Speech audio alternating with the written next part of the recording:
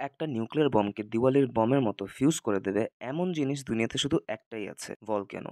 দুনিয়ার সব nuclear bomb যদি এক জায়গায় এনে লাভাতে ফেলা হয় তাহলে কি হবে?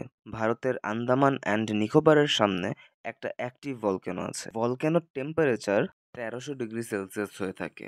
এখন লাভা আর নিউক্লিয়ার বম দুটোই বিপর্যয়ক। নিউক্লিয়ার বমগুলো লাভাতে পড়তেই নিজেদের মধ্যে স্টোন পেপার সিজার খেলবে আর লাভা জিতে যাবে। সব নিউক্লিয়ার বম জ্বলে যাবে। কিন্তু বমে যদি লেয়ার দেওয়া হয়, যেমন টাংস্টেন মেটালের লেয়ার, তাহলে নিউক্লিয়ার বম 3000 ডিগ্রি সেলসিয়াস পর্যন্ত হিট সহ্য করতে পারবে।